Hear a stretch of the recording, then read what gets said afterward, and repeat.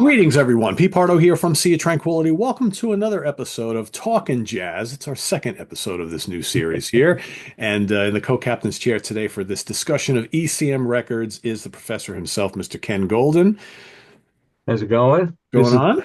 the long threatened episode on ECM. Long thread. We've been talking about this for a while. And Yeah. I think it took me launching this new show to kind of say, well, that's where this episode fits because it's not really, we're not. It doesn't fit in the proxy. It doesn't really fit in for Fusion Friday. The ECM label is something that's been around for a long, long time, and it has its own kind of vibe, right? I mean, the ECM, Absolutely. yeah, I mean, this is a label, first of all, just to kind of tell people how long this label's been around. So this was created by Carl Eger and Manfred Eicher, as well as Manfred Schaefer in Munich, Germany, back in 1969. So it's a jazz label. This is not a rock label. It's not really a fusion label, although you could technically call some of this stuff fusion. Some But of it crosses yeah, over. but it's like early jazz rock, but mostly it's jazz. The music is very atmospheric. Even though you've got a million artists who have appeared on this label, there's something about the music and the albums that's very ECM-ish, and we'll talk about this a lot during the course of the next however many minutes. And there just you hear an album, you automatically know whether Mhm. it's by, you know, Jan Gabarek or whether it's by, Keith Jarrett or whether it's by Paul Motian or whoever. You hear an album and you're like, oh yeah, that sounds like that has that ECM sound. It's It- unmistakable. And Iker is the mastermind. yeah, You sort of always get the sense that he's like the puppet master pulling the strings. He has a vision, uh, and they of what the label should be, and these artists go along for the ride. You yeah, know. yeah, they do. They do. And what's interesting is when you look at ECM, the name, it stands for the Edition of Contemporary Music. So, in 1969, 1970, I don't know that this kind of music sounds all that contemporary Right. when you're talking about like to the masses, so to speak. But what's really interesting is that this is they wanted to take jazz into like a different area. So this is like not like your typical, bebop, post-bop type stuff. This is very different from a lot of more popular jazz or what we would consider jazz in the late 50s and into the 60s. And I think because the label were not afraid to push the boundaries of jazz to include classical elements and to include, I think that's very important, and folk elements, as Mhm. well as a little bit of avant-garde into the music. That's what gave it the ECM sound. I Oh think yeah. most important, this classical element is very evident in a lot of things. I hear the label. It has a very European Yes. feel to it. Of course, there are a lot of European, but not exclusively, a lot of European musicians. If you think that jazz is strictly an American phenomena, I think, you know, you you're wrong. Right. Well, yeah, yeah, yeah, absolutely. Yeah, and it's there's a lot of avant-garde elements. It really is a label that pushes the boundaries of what jazz is. It's just as you said, if you think that this is going to be post-bop or just what have you, there might be elements of that, Yeah. but that's not what this is. This is not that label. You should go listen to Blue Note, and Yeah. uh, It's really amazing when you think about it, like how different these albums are. We'll just use Blue Note as an example. You go and pick 10 classic Blue Note albums released, in the 50s into the 60s, and you play them side by side with any of the ones we're going to talk about today, night and day. There's yeah, almost no similarities whatsoever. yeah, it's like a different genre. Yeah. Yeah. And yeah, and yeah, the other thing about is like Iker, he went into, you mentioned classical. I mean, there was even a sub-label of ECM, which deals with contemporary classical music, 20th and 21st century classical music. Yeah. It's whatever his vision is at that time. And I've heard that he runs the label with an iron fist, and but he's perfectionist, and it comes across in the music. Yeah. Yeah. And I think too, like how many times have you listened to an ECM Records release and think, wow, that sounds great. Yeah. Like, but it's like basic great, right? Like open room, perfect placement of microphones, Oh yeah. nothing is overproduced. And it's unlike anything you've ever heard before. Yeah. Yeah. Some of these recordings that, at least some of the ones that I'm going to talk about, are some of the finest sounding albums in my collection. Yeah. Um, Part of it, like as I said, he was a perfectionist for sound, and a lot of the recordings he worked with an engineer out of Oslo, Jan Erik Konchak, who in my mind was the greatest recording engineer ever, better than Rudy Van Gelder. You could throw names around. I think Jan Erik Konchak was the man, and he worked at Rainbow Studios in Oslo. Uh, and he's done work on other labels. If you ever see Jan Erik Konchak's name pop up on the credits, you're in for a great sounding album. Yeah. Uh, Yeah, for sure. and Eicher would work with other people, of course, but again, perfectionist for sound. One of the first album I'm going to talk about was recorded in New York City, and it's unbelievable. I mean, he just, so And I'm glad you brought him up because, and specifically where he was from, because there are a lot of recordings in this catalog that were made in Norway. And yeah, that has a lot to do, I think, with the nature and uh, the vibe of a lot of these recordings. It's just, you think of how music would sound coming out of Norway and specifically Oslo. You think of like, cold, old tranquil, austere, right? Yeah, atmospheric, right? Boom. So yeah, even though this is a German label, I tend to more think of recordings from Scandinavia when I think of ECM Records. yeah. A lot, 'cause a lot of it was done at Rainbow, and yeah, Yeah, it's true. yeah, But I, I don't. Some of the stuff on the label, I would characterize as kind of cold, but a lot of it, man, you got you, man. These are albums you really got to listen to. yeah, oh, There's yeah, there's yeah. a lot of atmosphere on these records, A lot and of subtlety things happening. oh Yeah, yeah, there's things going on in the details. yeah.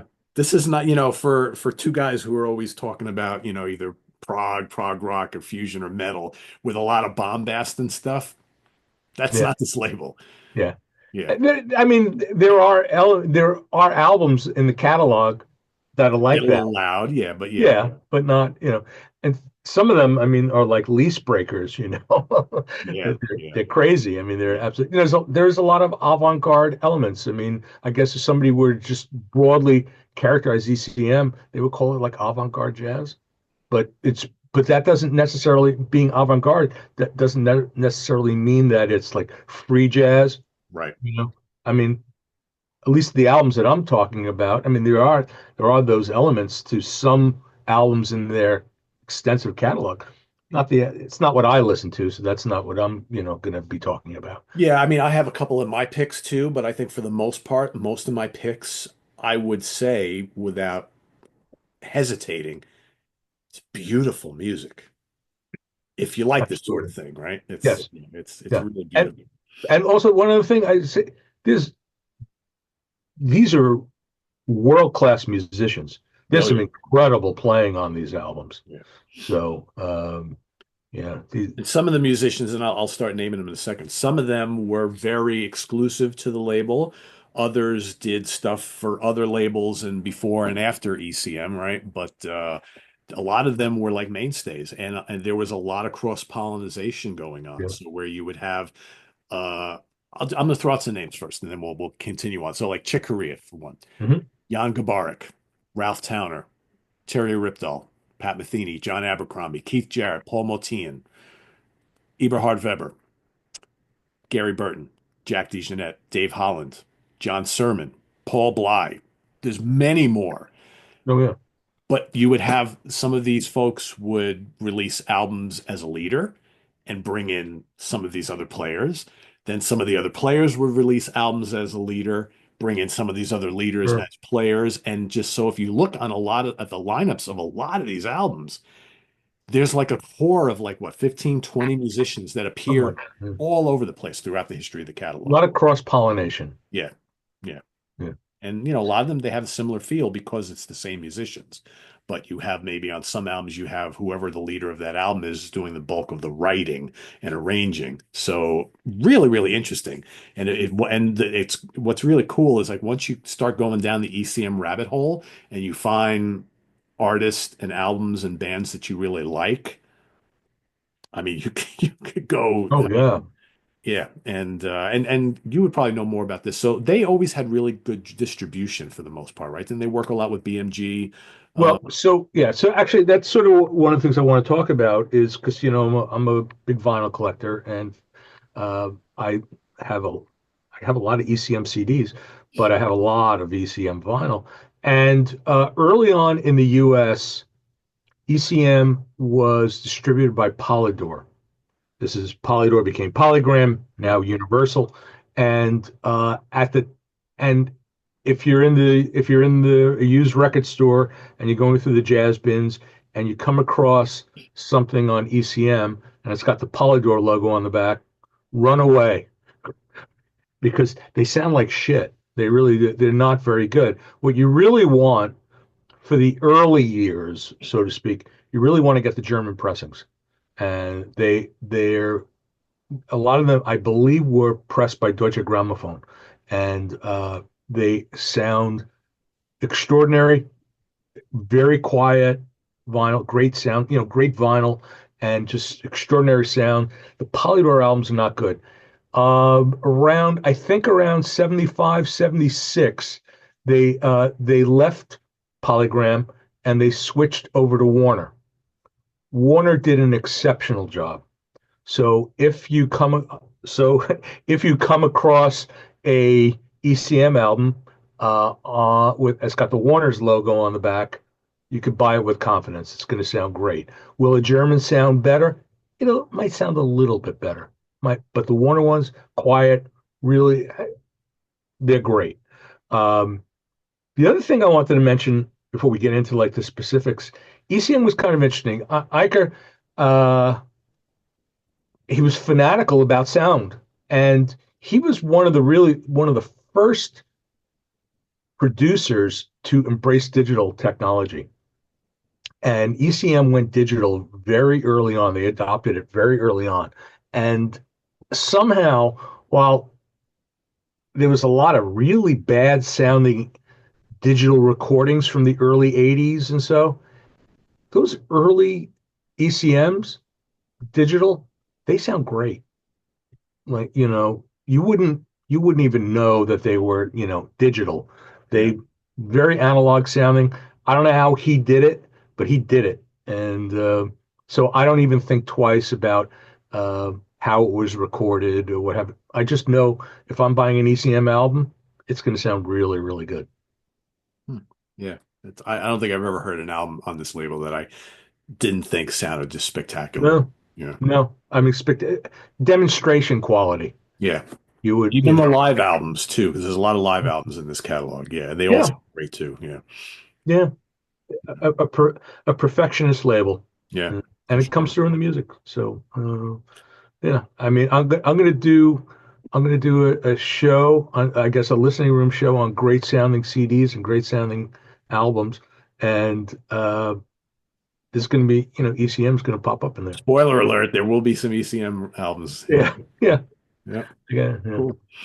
So, So there are literally hundreds of albums to choose from and to start your journey on the ECM label. Ken and I both own, quite a bit from this label. Whittling it down to 10 yeah. was not easy, but like my top ones were pretty simple. And then I was like, all right, now I have all this wealth of these other things to choose from. So we've each picked out 10 albums. I didn't pull any physical just because I've been so busy the last couple of days. So I just have the images of everything, but I do have them all in my closet here and all my jazz CDs and stuff. But I'll have the images of everything. Ken's probably got a mix of I've physical and whatnot. got Yeah, this stack of vinyl and some he's CDs. got so you want to do two at a time? We'll go five Yeah, track. however you want to do it, sure. Okay. All right. So start off with your first two, and then we'll work our way around. Okay, so I'm going to this one first because if you have it, I want to talk about it first. This is one of my all-time favorite ECM albums. All of these are, as I said, great, and picking 10 was very difficult. So, but this is the cream of the crop. First one, John Abercrombie, Timeless, with Jan Hammer and Jack DeJohnette. This is probably as close to jazz rock as ECM ever got, and in fact, I think it's safe to call this a jazz rock album, and I think it's one of the greatest ones of all time. So, John Abercrombie, he this was I believe this was either his first or one of his first solo albums. I think it's his first as a leader, yes. Yeah. So he started out, he was an American guitar player. He was in an interesting jazz rock band called the Stark Reality. If you can find an original copy of the Stark Reality, you've got a very expensive album on your hands. It's very rare. And and he played with a lot of people. And I love some of the work he did with So Enrico Rava, who is not in my stack, but also recorded for ECM. So here it's a trio session with Jan Hammer on he's playing organ, and there's some synthesizer on here, and piano, electric piano, Mhm. and Jack DeJohnette on drums. So now this is interesting because this was from 1974, 5. recorded in 74, released in 75, and it was recorded in New York, but Jan Erik Konchak did the mixing. He didn't do the recording, but he did the mixing. And man, it opens up with a track called Lungs, and it's just this long killer. It's a 12-minute piece, and Jan Hammer is just killing on this thing. And then it just sort of settles down to this beautiful jazz rock album, and everybody kind of shows off a little bit. Hammer mostly concentrates on organ on the album. Abercrombie, who I'm going to admit, I like John Abercrombie, but in the echelon, he's not my favorite jazz guitarist, but he's a fine jazz guitarist. Man, he throws down some beautiful, really liquid solos on this record. He's great. And Jack DeJohnette, he's like in constant motion. Everybody's killing on this record. In fact, this was reissued on vinyl not that long ago. And copies may be floating around. I don't know that the CD is still in print. So, but I've had it forever, so yeah, I couldn't even tell you. yeah, I used to sell it, but I don't think I can get it anymore. So anyway, this is my first one. Lead off John Abercrombie, Timeless. If you're a jazz rock fan, you're a Jan Hammer fan. If you're a John Abercrombie fan, essential. Next one. You'll please excuse price stickers and things like this. My number two here that I have, again, these are absolutely random. These are not ranked in any way, shape, or form. I'm just pulling it out of the collection. Julian Priester, Love Love. So Julian Priester, trombonist, he was part of Herbie Hancock's Mwandishi band. And this is basically like listening to outtakes from Wandishi, but with some exceptions. I'm going to just read off. You got Julian Priester. He's playing trombone, well, he's playing all kinds of shit here. He's playing baritone horn. He even plays some synthesizer. You got Patrick Gleason, who you know from Wandishi. He's playing an ARP 2600, ARP Odyssey, a Moog 3, Oberheim, Hadley Kalaman, who made some nice albums for mainstream. He's plays flute and sax. Bayete, Todd Cochran. Do you remember that Automatic Man? Oh yeah, yeah. So Todd Cochran, he went by the name of Bayete, and so he's playing Fender Rhodes on here, acoustic piano, clavinet. Henry Franklin, the skipper, great bass player. Nadugo Leon Chancellor on drums. David Johnson. David Johnson is his flute, soprano, sax. Eric Gravatt, the great drummer. Ron McClure on Fender bass, and then Bill Connors from Return to Forever on electric guitar. So the album this is from 1973. This was not a Jan Erik Konchak, but a beautiful album. This was actually recorded in San Francisco, and it's kind of funky. It's very rhythmic. There's a lot of motion going on this record, and what's really cool is Bill Connors is playing electric guitar on the entire first side, and it's two tracks, uh, the prologue and then the title track, if I remember correctly. Very, very long piece. Well, yeah, it's one piece. It's 19 minutes, and Bill Connors is ripping on this. And second side, very different. It's freer, it's spacier. Patrick Gleason doing his synthesizer thing, and but it's got this sort of the whole album is like an extension of the Mwandishi albums. It's very tribal. It has this, I don't know. It's how it like how do you describe those Mwandishi albums? You know? You can't. You can't, right? So, and the thing is, what happened with all the guys who played with Herbie in Mwandishi, they all went off into doing great solo albums. So Buster Williams, Cecil McBee, all these guys, they all, Billy Hart, they all had great, great solo albums that are very much cut from that Mwandishi cloth. And this may be the best of all of them. Julian Priester, Love, Love. This was released in the U.S.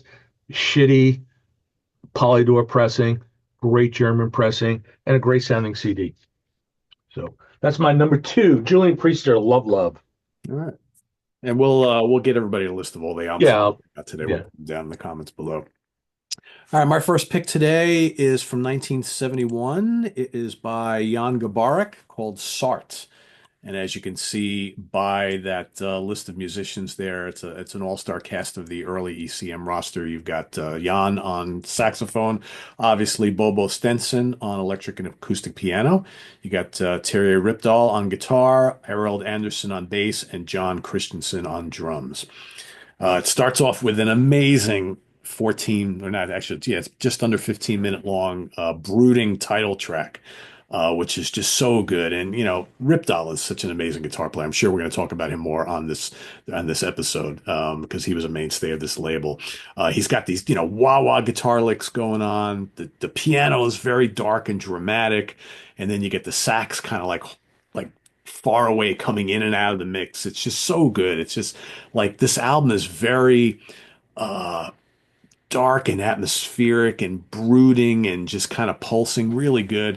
You get the Fountain of Tears parts 1 and 2, which is more in line with like what Ken was talking about earlier, this like avant-garde, almost chaotic free jazz type of thing.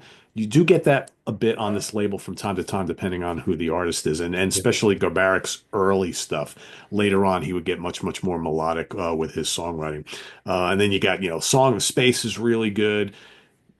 Ripdahl comes in with like this like heavy metal guitar playing, like right, and it's just like it comes out of nowhere, and you're like, Yeah. whoa, that's like interesting to throw in a track like that. And you got another long piece is called Ear, IRR, another really good lengthy piece, great bass soloing from. I mean, these guys are amazing. The rhythm team, like Anderson and Christensen, are so good. Especially on this song, you got Christensen is just doing some really busy stuff on the drums, and you got Garbarek comes in with this great squonking sax. I think out of all the ones on my list, my picks here, this one is probably the noisiest, the most kind of avant-garde sounding. It won't be for everyone, but man, there's just some great stuff on here. And I love this kind of like go for the throat. We're going to do whatever the hell we want attitude so early in this label's catalog. And there's so many other Jan Garbarek albums you can listen to. There's a lot of great ones. I don't know if he did a lot like this one. Maybe it's the lineup, but this one is really, really good. And if you like any of these other players, highly recommend this one. So that's my first pick. All those guys, man, get used to seeing those names. Yeah, they're going to pop up everywhere. Yeah, That's and that rhythm section, Harold Anderson and John Christensen, those guys, that they were rock solid rhythm section. There are a lot to playing together. yeah, they're all over the place. All right, so next I'm going to go. It's an old recording, but it wasn't released till more recent times, and I'm going to go with Hamburg '72 from Keith Jarrett. So this was a concert from 1972 featuring Charlie Hayden on bass and Paul Motian, excuse me, on drums. Classic players, again, names you're going to see pop up throughout this episode. recorded at a concert in Hamburg, Germany in 1972, but not released as an official live album until 2014.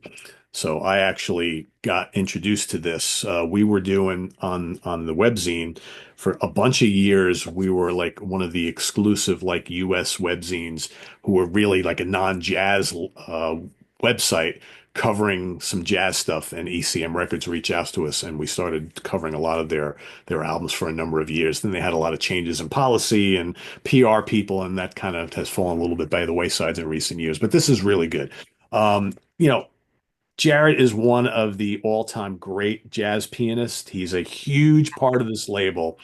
But what's interestingly enough is he also a pretty good sax player, and he plays a lot of sax and flute on this album as well. So he goes from one to the other with Hayden and Motian just kind of doing their thing. It's got Rainbow is just an amazing song, which opens up here. Just absolutely gorgeous. Some great piano melodies from Jarrett, and then and Motian is just what a good drummer.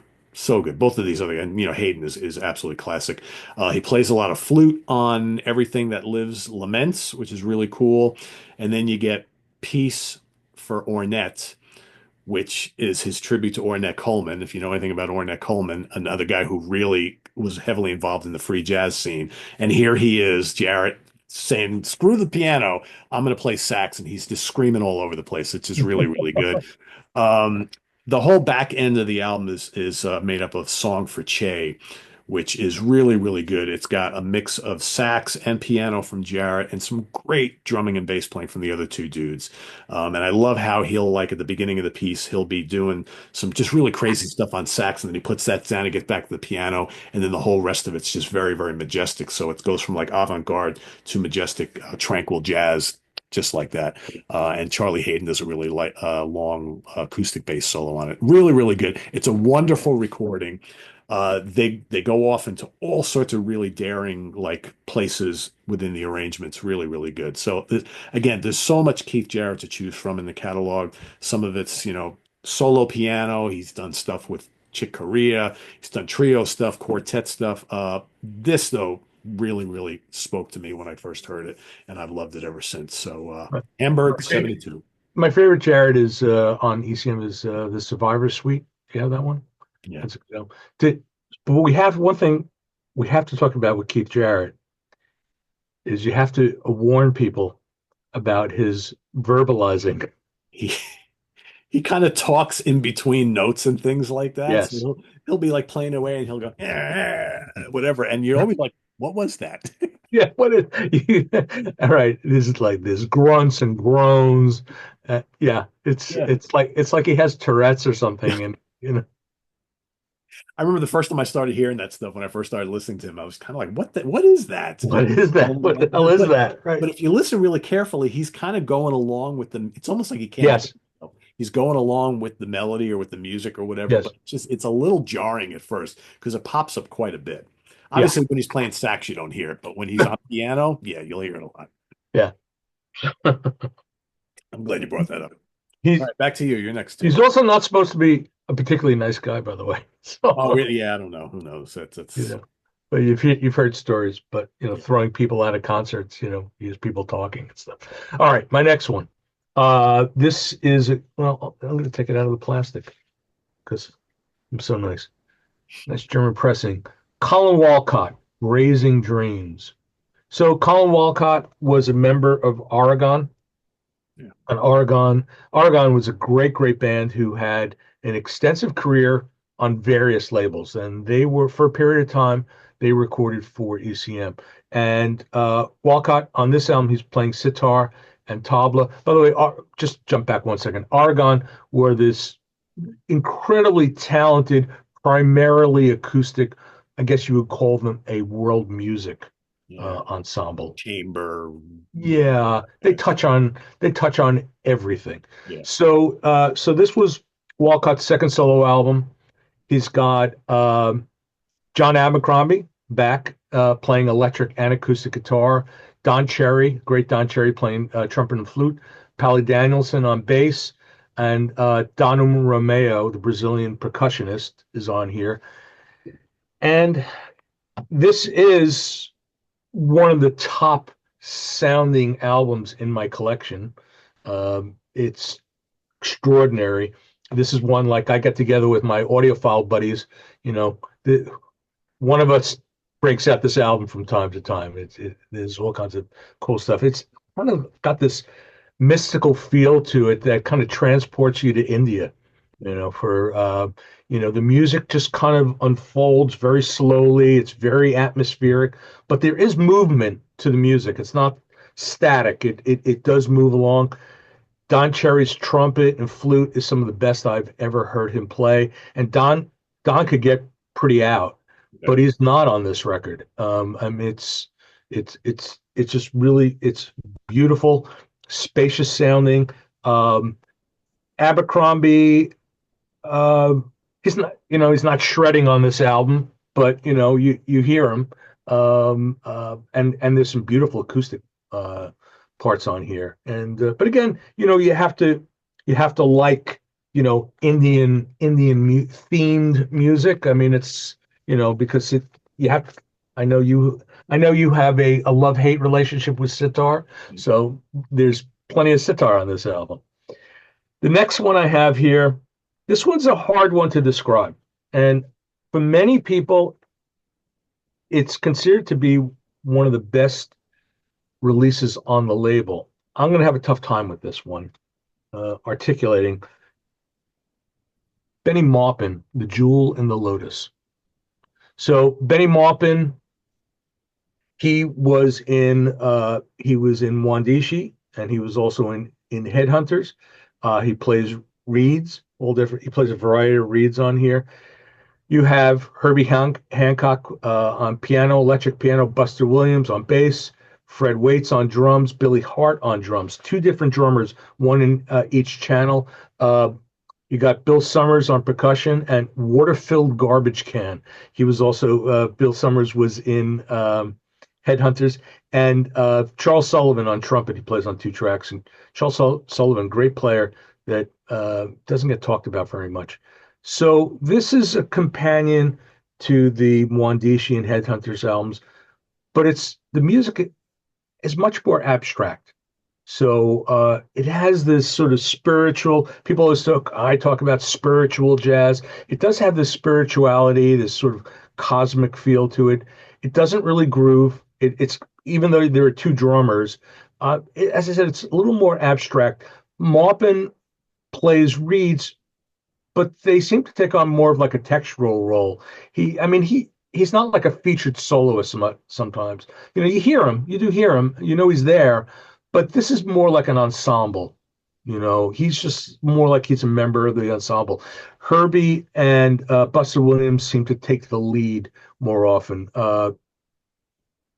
Yeah, I mean, it's Benny has this beautiful solo on the title track, but it's kind of like the Herbie show. And the thing I love Buster Williams. He's one of my two favorite jazz bass players, him and Cecil McBee.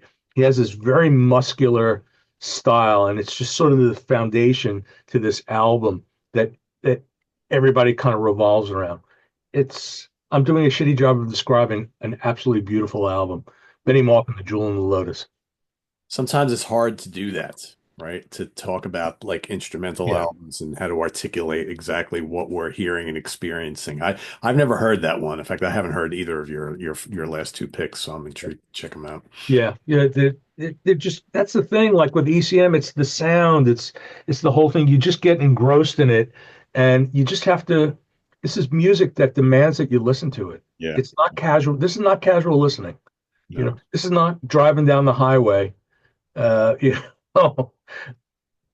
So, yeah, two. I did two. Did you want Yep. more? Yep. All right. My next choice is a release from an artist who I respect a lot and I miss a lot. And normally, when we talk about Return to Forever, we talk about the electric band Return to Forever, which was Chick Corea, Mhm. Lenny White, Stanley Clarke, and Al Di Meola, or Billy Connors in place of Al Di Meola, right? But before Chick put together this band called Return to Forever, he released the solo album called Return to Forever, which was planting the seeds for what would come afterwards. So this was Chick on acoustic piano and Fender Rhodes electric piano. I don't think he was playing any synths on this album yet. Joe Farrell on sax and flute. Great Joe Farrell.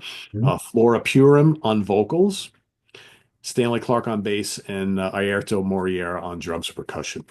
So for many, many years, I kind of shit on this album and the one that came after it because of how great and how much I love the electric Return to Forever.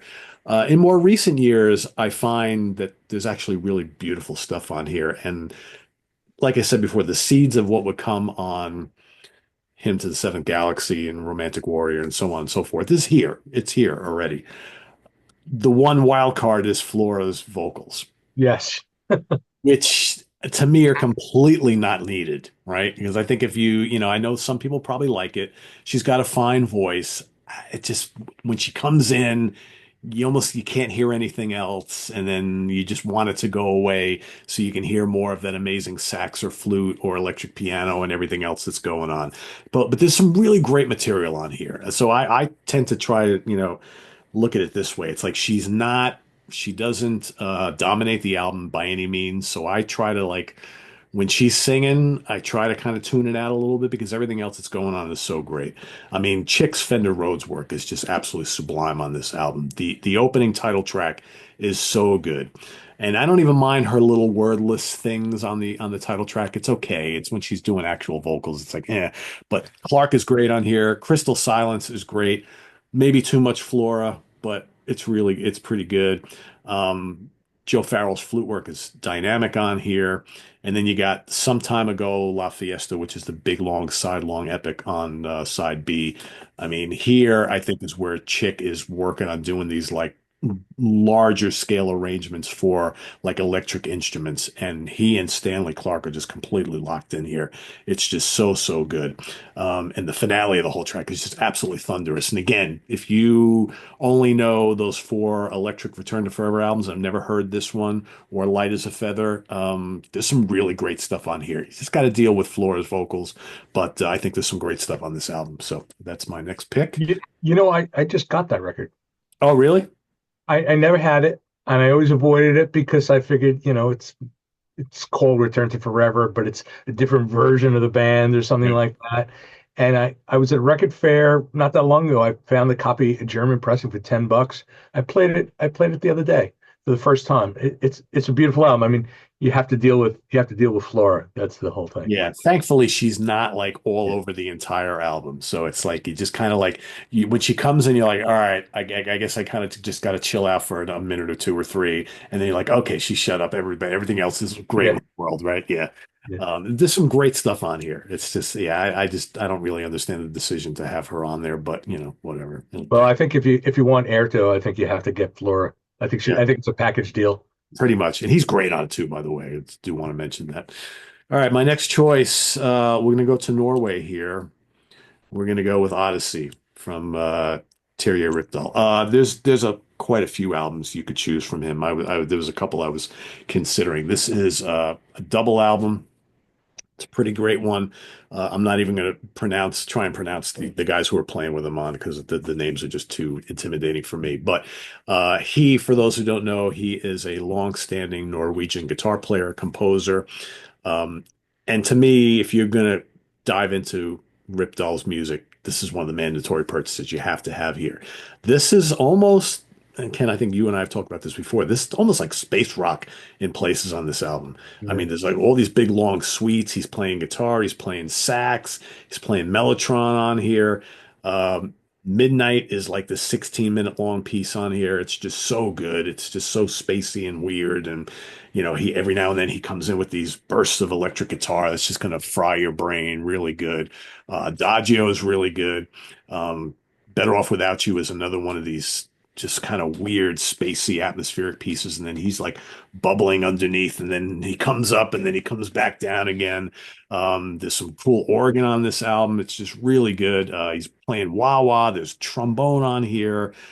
And then, I think on my CD edition, which was a reissue, does not include the big long 23-minute long Rolling Stone Yeah. track, which I wish it did because that's just amazing. And it's just like this just psychedelic, jazz rock excursion, and he's playing extended wah-wah guitar solos. It's just so good.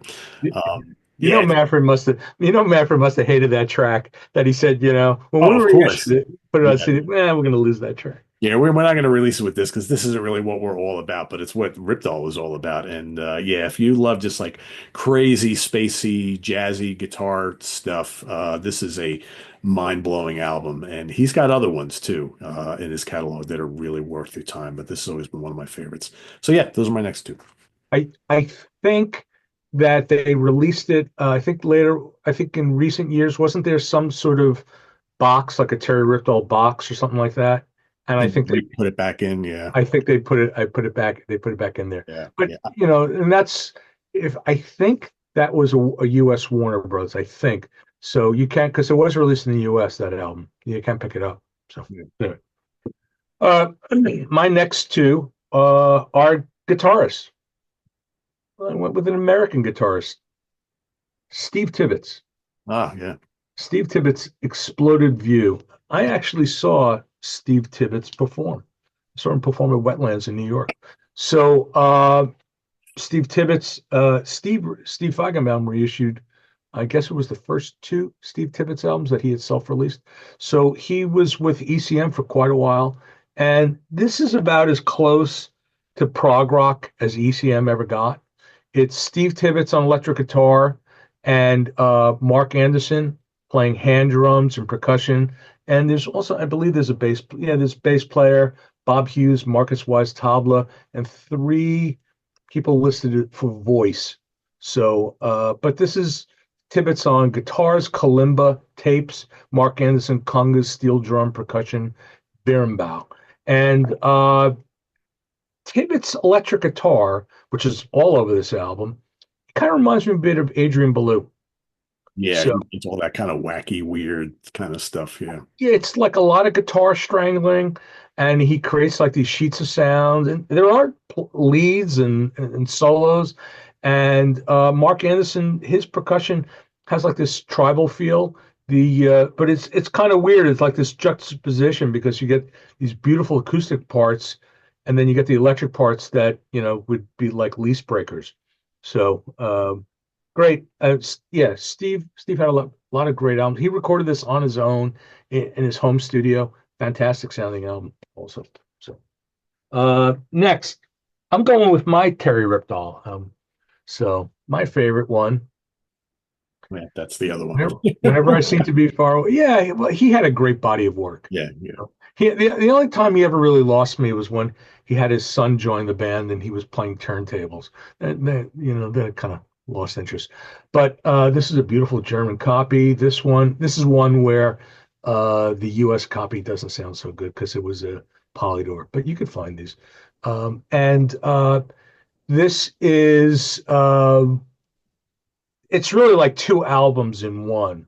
Side one is totally different from side two. The first side is with the band, and a lot of Mellotron on this album, and especially on the opening track. So, thing about Rypdal, very interesting player because he's not the prototypical like jazz rock fusion player. To my ears, his very angular style is that his playing doesn't have this flow to it. It's like there's this element of chaos to it. And he started out in a psych band, in a Norwegian psych band called The Dream. And then that's quite rare. And then he did a trio album called Minbull. I think you got that Minbull CD, didn't you? Mhm. Yeah, and that's a little freer, but it's interesting again because it's really cool playing on it. So this album, you got electric piano, a lot of mellotron here, French horn, John Christensen playing drums, Sveinung Hovenslo on six-string bass. That guy's a monster. He also played on the Blowout album. He was in Moose Loose. He was kind of a fixture in the Norwegian jazz scene. The killer track is the opener, which is called Silverbird is Heading for the Sun. That's the 14-minute piece, and a lot of mellotron there. And about 4 minutes in, Rypdal kind of starts shredding away. Great, great stuff. Really amazing. And side two is very, very different. And it's him with a symphony orchestra. And it's a little bit of a letdown given how good side one is. He doesn't really do much until about halfway through when he jumps in and it's him in the orchestra. And it's beautiful. It doesn't suck.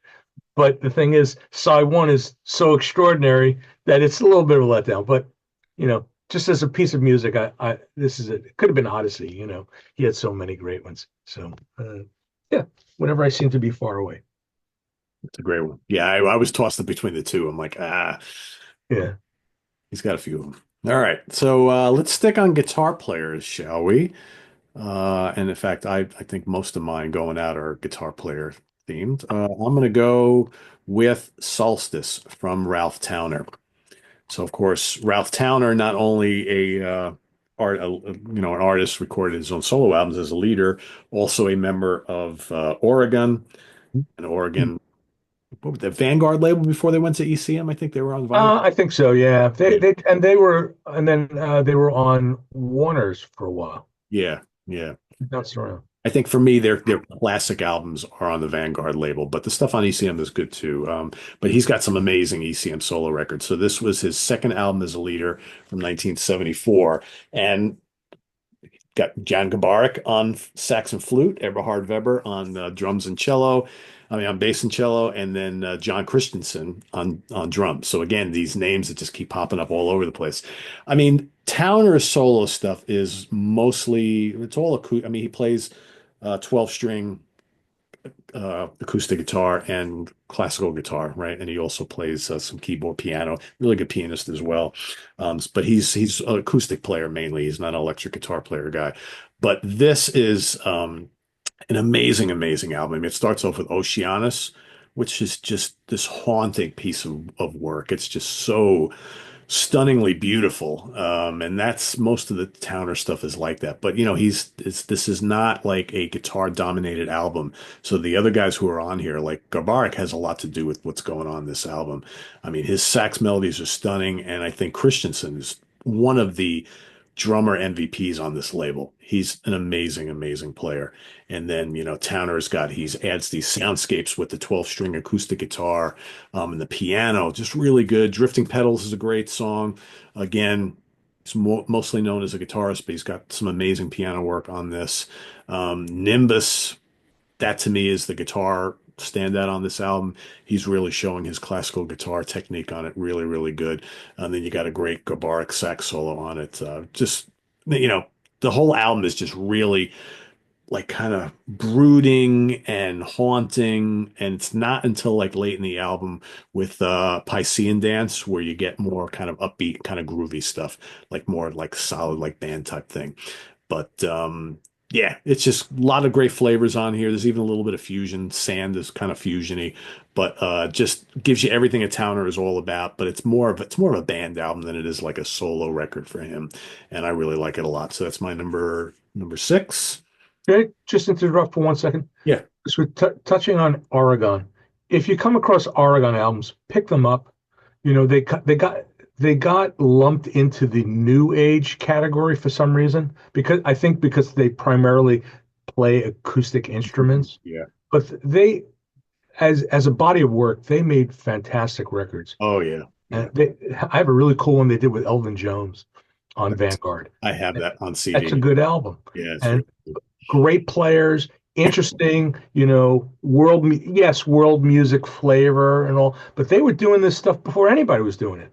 So Yeah. anyway, that was just the only thing. Yeah, I've always found it hard to kind of classify them because they always get lumped into the jazz category, or world music. It's like, but they're so much more than that. There's like classical, there's folk, they got like Yeah. percussion and tablas and, his classical guitar, and you got like oboe and flute, and Oh yeah. it's just Indian very music, non-traditional. Indian, yeah, Yeah, Indian instruments. It's like, how do you classify that? So you yeah, call it world music or something. yeah. But when then they got thrown into new age, it was like, they're not new age. No, no. Very Yeah. complex music. The arrangements are just really, really interesting. Yeah, great, great band. Yeah. Really like I've been listening to Oregon for a long, long time. I love Yeah. them. All right, so we've got one crossover here. I've also picked "Timeless" by Abercrombie. I love it. To me, it's kind of like if you like early Mahavishnu, there's similar fire on this album. Abercrombie's an interesting guitar player because he's done like the I keep hearing this weird noise. I don't know what that was. Do you hear it? No, No, it's gone now. I don't know. I kept hearing this like thing. I don't know. Kind of strange. You didn't hear that? Very no. strange. Um, Yeah, he can do like he's done acoustic stuff in his career. He does more like kind of traditional jazz guitar stuff, and he can do the jazz rock and the fusion stuff as well. I think he this is one of my favorites of his. He's burning on here. Hammer is just great on this. Jack as always is just really really great. A lot of great stuff. You said a lot about it. I'm not going to go too much more on it, but it's a an absolute must-have on the ECM label, or if you're into jazz rock at all in the early fusion scene. And if you love early Mahavishnu, there's a lot of that fire going on this album. I think all the players are really burning on here. So yeah, it had to be on my list as well. You know, I kind of maybe I shit on him a little bit before, but I got a lot of albums that John Abercrombie Oh, plays. I have a ton also. Yeah, he's very good. I've got Yeah. one too, and it's not on ECM, but he did an album with Pat Metheny that's pretty damn You incredible. know what it is? He's kind of like a chameleon. He's a little bit of a chameleon Yeah, player. And I think he did a lot of like Sidemen stuff. So like yeah, but like in the jazz rock, yeah, I was just pulling out like Horace Arnold, Tales of the Exonerated Flea, which is about as close to Mahavishnu or so as you yeah. can come about, right? Yeah, he I mean I have one of the later ECMs that he did Cat and Mouse. It's very, very good. He played on And some Billy Cobham albums and ripping on those.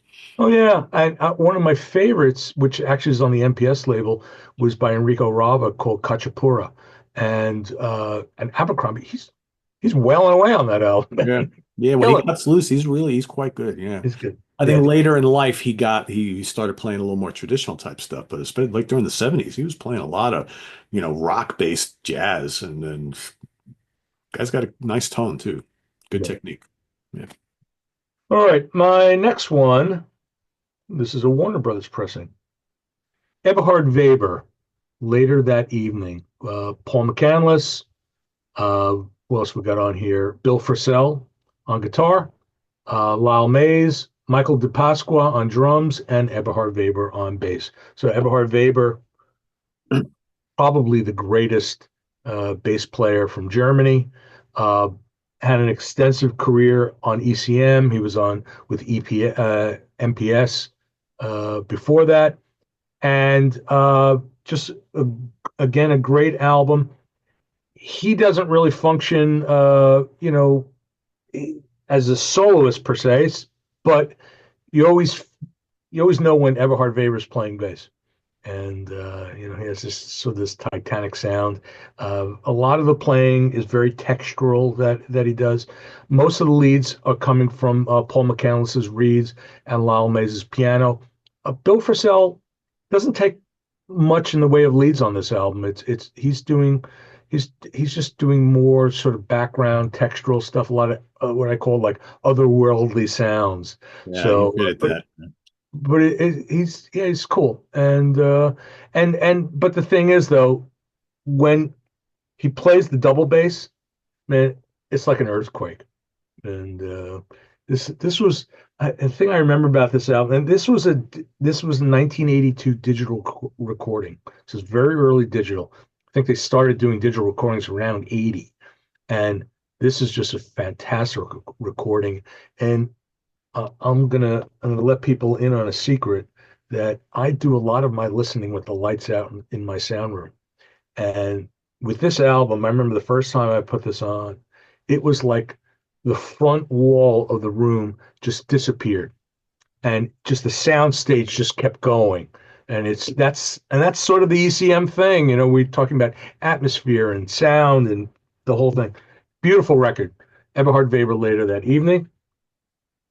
The next one, pardon the big price sticker I've been working on. John Hassell. John Hassell. Power Spot. There we go. I think. Yeah. And so John Hassell, he was on a number of labels. Great trumpeter. Canadian. I think he was Canadian. And this was originally supposed to be released on Island Records.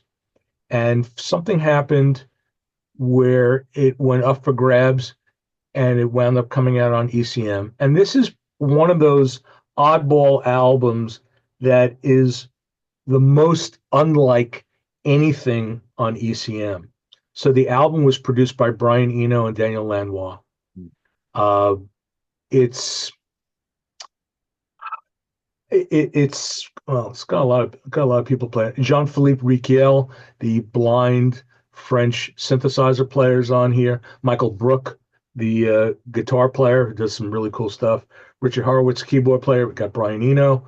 There's a lot of people playing on this thing, and Hassel plays trumpet, and he does a lot of processing with his trumpet.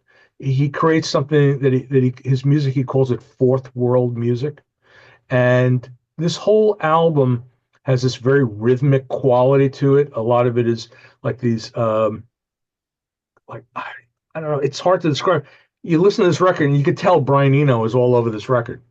The enossification, if you will. A lot of atmosphere, and the instruments, they get mutated to the point where you're not really sure what you're hearing, Yeah. particularly with his trumpet. So, and he made some great records that were not on ECM, and he's not a typical ECM artist.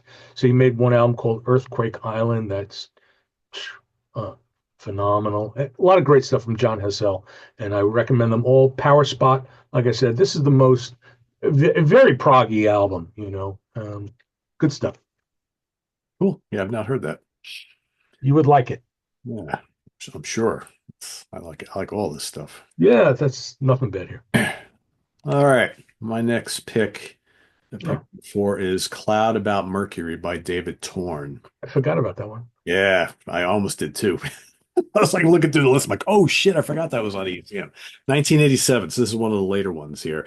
This is the second album from guitarist Torn as a leader. He's got Mark Isham on horns and a couple guys you might have heard of, Tony Levin on Chapman stick and bass, and Bill Bruford on acoustic and electronic drums. To me, and we were talking before about Terje Rypdal, and we talked about Bill Frisell and these guys who like you can't really pigeonhole the way they play. They this kind of like weird noises and all things. I mean, Torn is a perfect example of that. He's a guy. His big claim to fame is that he uses lots of loops with a way to kind of mix all the different guitar sounds and things that he's doing, and a master at that. He's done lots of tours over the years where he's just him up on stage with his loop machine, and he creates this big wall of sounds. What he does, but here he's got an actual band, and when you got two former King Crimson guys in the band, at times this sounds like King Crimson instrumental with trumpet because Torn has that kind of angular thing that Adrian Belews got going on as well. And there's some great stuff on here. The Mercury grid is absolutely amazing. And again, it's crimsonish, but then you got that trumpet. It's just so cool. What else is good on here? Suya Fu Skin, which has a lot of different loops and things, and there's some blazing guitar solos on here too, which is really cool. 3 minutes of pure excitement is Levin and Bruford. If you love what they did together in King Crimson, you'll love the rhythmic stuff that's going on here. And then I love how like the horn is just like bleeding off in the distance, which is really cool. The way the production of this album is just really good. What else? Network of Sparks, really complex. Previous Man, that's got a nice groove to it, and I love the soloing from Torn throughout this entire album because I have a lot of Torn albums. Sometimes he gets a little overboard on the loops and stuff and doing all these weird textural things, but here he's just like when he comes in and solos, he just rips your face off. Really good. And it's interesting how the second half of the album is a little bit less structured than the first. It's a little spacey and atmospheric, and a lot of soundscapes and things like that. But it's a really wild album. It's highly enjoyable. And if, who doesn't love these players, right? And the fact that they all came together and did this really good stuff. So Cloud About Mercury is my pick number four. And my pick I number, saw them. you saw this tour? I Wow. saw them at the bottom line. Wow. Mick Karn was the bass player subbing for Tony Right. Levin. right. Then they And went and did then the Polytown album, which was probably even better than great. this. Yeah. Yes, I worked with David in the sense that he likes to be called Torn. We had him mix a McGill Manring Stevens album. Ah, okay. Uh, yeah, he's uh, he's an interesting guy, nice guy, very nice man. He played a couple of years ago. He played a gig here I just found out about the day of and I didn't go, but he played a gig here in town at like this tiny little studio place over by the Hudson River. And I was like, David Torn's going to be here. I'm like, I got to go. And I couldn't go. I couldn't fit You know, into my, he lives up near you. is that maybe that's why he's up Yeah, in this neck yeah, of the woods. he lives in your area. He's I think in Hudson Valley. So I also saw him one. He had put out a CD. I think it's ECM called Presence, and uh, and I saw him play in Philly, and it was very different from the record. It was a pretty out show. I I mean, can imagine. it was pretty way out there. But yeah, he's great guitar player. Really good guitar player. Yeah, absolutely. He worked with Bowie. He did. I know. Yeah. And that makes totally makes sense. That's Yeah, a, yeah. yeah. My next pick. So my next three are my top three, and ironically, they're all by the same artist, but it is what it is. I'm gonna go with the debut album from the Pat Metheny Group in 1978. To me, this is one of the all-time great bands. Pat Metheny on guitars, Mark Egan on fretted and fretless bass, Danny Gottlieb on drums, and the late great Lyle Mays on all sorts of keyboards, but mostly electric piano and acoustic piano. I think Eicher's production on this is amazing. It's rich, but it's airy and atmospheric. I love how Lyle Mays, on all the Pat Metheny Group albums, but specifically on this one, he goes back and forth between acoustic piano and electric piano, usually within the same song, and it just adds so much kind of richness to the music. Really great. And Pat also is using a lot of acoustic and electric guitars on here. I mean, there's some magical Metheny staples on this album, like San Lorenzo is one of them. Phase Dance is one of the all-time great Pat Metheny Group songs. It's got this great spiraling guitar solo from Pat, which is just amazing. He's got such a great tone. He's so unique. The great work from Mark Egan. We had a chance to speak to Mark Egan, what, a year or two ago here on the channel. Really fascinating talking to the guy, and he lived here in the Hudson Valley for many, many years. But, it's like if you can't get Jaco Pastorius and you got Mark Egan, you're doing okay. In fact, they do a song on here which is a tribute to Jaco called Jaco. And ironically enough, it's more of a Pat Metheny vehicle. You would think that they would name the song Jaco and have Mark go off, but it's mostly Pat that's doing the cool stuff on there. It's great, great stuff. I love the album big time. April Joy, Lone Jack, also terrific songs on it. There's not a weak moment on it. Really, really great. And and that's it. So back to you. I saw that lineup open up for Brand X Wow. I would have loved to have seen at that. my father's place, and I didn't know who Pat Metheny was. And they came out, and I'm like, what the fuck? I want to see Brand X. I want to see shit. It's You very know, different. It's very different. very different, yeah.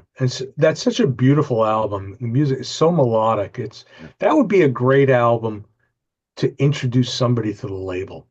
I think so. Yeah. That's Because it still has that vibe, right? Of everything we've been yeah. talking about. It's got the sound, but it's not off-putting in any way. There's nothing avant about that record. No, no, no. It's that was great.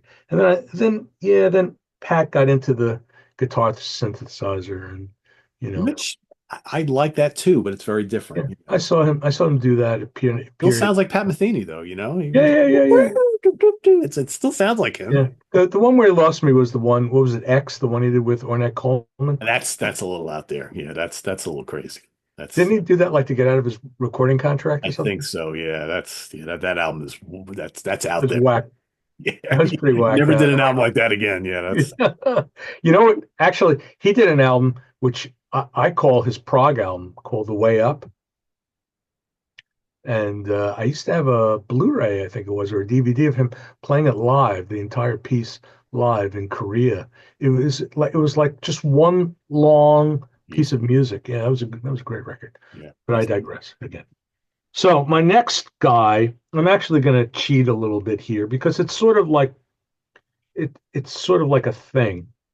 I'm talking about Thomas Stanko, and I have actually a few CDs by Thomas Stanko here, and a brand new album, a posthumous album. So we'll talk about it. So Stanko, he was the most famous jazz musician from Poland.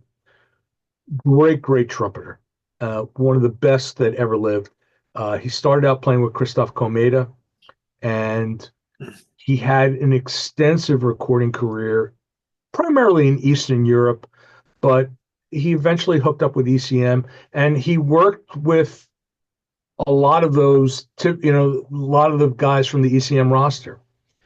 Then he hooked up with three young musicians who are part of these albums I'm holding up, which are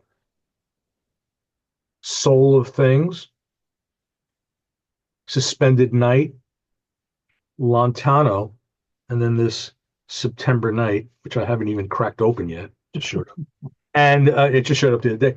And they were three young musicians who were under the influence of they were kind of like disciples of Krzysztof Komeda, who was the great Polish jazz musician and composer who everybody kind of knows because he did the soundtrack to Rosemary's Baby, which is completely different from his jazz career. And so these guys were really into Komeda, and Stanko took him under his wing, and so I'm talking about them as a body of work because it's very hard to separate these albums. Um, the music has a very, very strong Miles Davis influence, not the fusion influence, like I guess what they call it, like a bit earlier, Post pop. and it's just stunning atmospheric music. It's very spacious. It just kind of unfolds in front of you. The music, it moves at sort of this moderate pace, but there's just this real quiet intensity about it. And it's as if the next note is the most important note you're ever going to hear. And once you start listening to these albums, you can't take it off. I mean, I got to see them play in Philly, and I didn't realize who they were. They were just to me they were just three guys that were playing with him. But it was the what is now known as the Marcin Wasilewski trio who have a body of work on ECM, and it's absolutely astounding stuff. It's his playing kind of cuts through the atmosphere like a knife. He plays with this total control and precision. I mean, this guy is just a master, and it's like his trumpet playing is like just like a laser beam that just kind of cuts through the atmosphere. It's hard to separate these pieces out. It's very, as I said, very melodic. There's nothing out. Some of his earlier stuff he got into some pretty out stuff. But if you ever come across these are only on CD. These they'll be listed. So I couldn't separate them. And just to mention this one, this was a recording from a live recording, like your Keith Jarrett, from 2004, I believe. And yeah, 2004, and it just got released a few months ago. So it was an archival thing. And Tomasz Stanko, one of the real greats. If you like trumpet, you like Miles Davis, we're talking pre-fusion Miles Davis. These albums will absolutely blow you away, and extraordinary recordings. And these are the kind of stuff, again, when I get together with my audiophile friends, I put this stuff on for the first time. They're sitting down writing down like, what is this? Taking notes because they're gonna have to go find it. Yeah. Absolutely. And yeah, so Tomasz Stanko, one of the true greats. Solo Things, Suspended Night, and Lontano. Cool. All right. And my last one. So I'm throwing it. I'm throwing a curve at you. When is an ECM album not really an ECM album? When it's a Japo album. Do you know about Japo? No. So Japo, Japo, was the sister label to ECM. Okay. Okay, and Japo stood for Jazz by Post. So when ECM was starting out, I think there was like a mail order aspect to the company, and Japo was a label. There were 41 releases on Japo. all the guys who played on ECM played on Japo and vice versa. A lot of stuff tended to go towards the more avant side, but not this one, because this is a fucking monster. Mal Waldron, The Uh, Call. Do you have this? I don't. The great Mal Waldron. The great Mal Waldron, great one of the great jazz pianists. So, very interesting lineup. It's a quartet. Mal Waldron playing electric piano, Jimmy Jackson on organ, Eberhard Weber on electric bass, and Fred Braceful on drums. Wow. So it's kind of unusual because this is the only album as a leader where Mal Waldron played electric piano. Uh, for a time, he was in Embryo. He was involved with the German krautrock band Embryo, and he played electric with them. Other than that, he never played electric piano. So Jimmy Jackson played with Passport, played with Almondul, he played with Embryo. Fred Braceful played in Ex Magma, which had nothing to do with Magma, and also he played in a lot of stuff that Wolfgang Donner was involved in, the Etc. band. So this is two sidelong tracks, and the first side is Mal Waldron on electric piano, Jimmy Jackson on organ, and they're like dancing around each other, you know, taking turns soloing, playing off one another. It's like they're trying to outdo the other. And Eberhard Weber's playing electric bass, and man, it's a prog rock record. It's a jazz rock record. It's whatever you want to call it. It's coherent. It's extraordinary, and yeah, it's I love the well, cover. Cover's it's great. yeah, and it's funny. This is actually the second cover. I used to have two versions. The original cover was like the Sart album, where it was just like all white, and it just had some text on it. And then they reissued it with this nice cover. And I think it came out in Japan with a different cover. 1971, very early, and it's essentially considered, all the Japo releases are considered as a body of work to be part of ECM. So that's why I included it. And if you don't like it, tough shit, because it's unbelievable. And the sad part about the album, I don't quite understand why they don't reissue it. It only got one CD reissue, or I think around 2006, 2007 in Japan. I'm fortunate to own it, so I guess you'll probably be hearing it soon. And yeah, and I don't know why they never did more with it. They should. It's rare. It's expensive.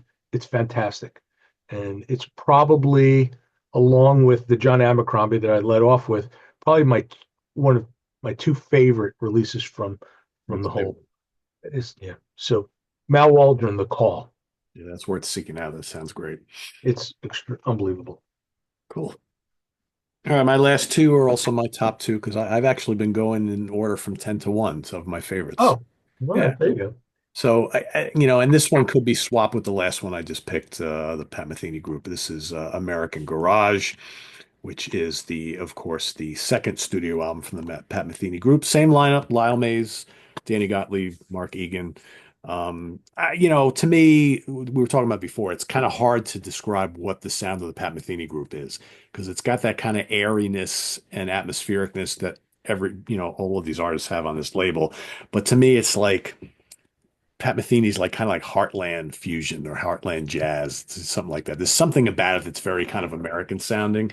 It's open, it's airy, it's melodic. It's just Pat. And all his stuff sounds like that. I Just mean, have a very positive feel to it. yeah, it's very uplifting. Positive. It's very uplifting. I told the story years ago when we were going through the pandemic here and pumping out content all the time because nobody had anything better to do. And I was talking about how during those tough times, the early part of the pandemic, when everybody's like, confusion, what's going on, and afraid to leave your house, I was listening to a ton of Pat Metheny and Pat Metheny group stuff just because it made me feel good. And that's what I get from this stuff. Cross the Heartland is one of the signature tunes on this track. It's just so memorable. It's so good. Lyle May's piano is just it just instantly grabs you and brings you into the music. And then, Pat's little melodic runs and whatnot. It's just great stuff. I love Egan's bass playing on this album. He's doing this fretless bass stuff. It just reminds me of Jaco. The Search is great. Again, Lyle Mays is probably to me like the secret weapon in this band. As great as Pat Metheny himself is, I think him and Lyle together made some magic. You got the big long epic track called The Epic, which has lots of blowing from all the guys on it. It's like a great album, great band. But my number one was always going to be my number one, and it's one of my favorite jazz records of all time, and that is Bright Side's Life by Pat Metheny. So, of course, this is his debut album. It's the only time they ever worked together in this trio, but it's Pat, Bob Moses on drums, and Jaco Pastorius on bass. And it's just amazing. It's only 37 minutes long. For me, start to finish, it's pure bliss. I mean, Pat's guitar playing is amazing throughout. He's playing fast, but he's playing melodic, and Jaco's bass is just always there. It's kind of leathery and elastic, and then Bob is just doing everything he needs to do to hold it all together. The title track is one of my favorite songs of this nature of all time. I think it's just so melodic and so memorable, and just the beginning is just so great. I love Cerebron or Cereborn or however the hell you say it. Missouri Uncompromised is so good. Unquitty Road is great. I love the kind of telepathic nature of what Pat and Jaco were doing together. To me, it's just like one gem after another.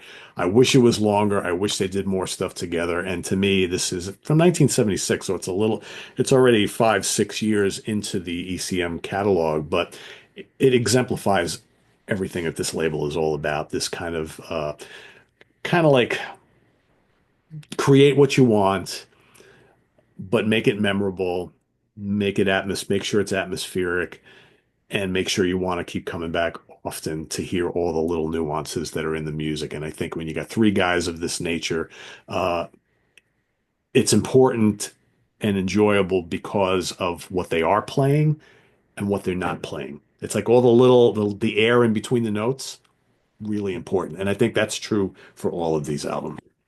Yeah. It's a label that if you're jazz curious, you're let's say a jazz rock fan, a fusion fan, because I know a lot of people who, they listen, we always talking about fusion and stuff, but they don't listen to jazz. But if you're, sort of jazz curious, this is a good label to kind of dip your toe in the water. Yeah. Yeah, I totally get for some people who maybe love and listen to a lot of Brand X and Mahavishnu and Lifetime and Return to Forever, and you like that really fiery stuff. Yeah. A lot of this stuff might be a little too laid back, a little too, not enough. I hate to say going on because there's plenty going on in these albums, but Yeah. these are a little bit more expansive, I guess, you know? Yeah. Yeah. Yeah. There's as much emphasis on as you said, what's going on between the notes Right, as the notes themselves, right. you know. And that's what I think forces you to really listen. This is not background music. No, You know, no. even the quiet stuff, it demands your attention because there's something there.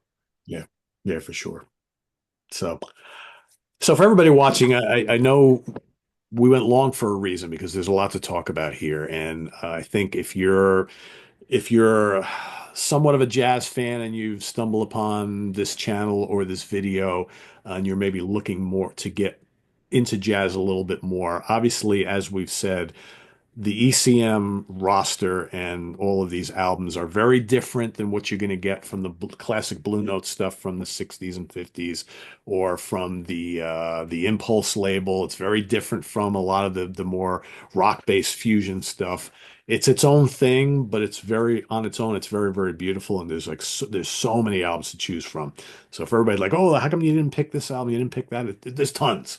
There's Yeah, we pick our absolute favorites here. I think there's over 1,000 titles in the There's got catalog. to be. And they're still pumping out stuff Yeah, regularly. So constantly. if you were to get on like their distribution list, I mean, I still get the emails from them. It's like the amount of stuff they're coming out with on a regular basis is crazy because a lot of the classic players that we've mentioned have maybe they're not with us anymore, or they've moved on to other labels and whatnot, but they just keep infiltrating the roster with other really, really Yeah. great younger artists.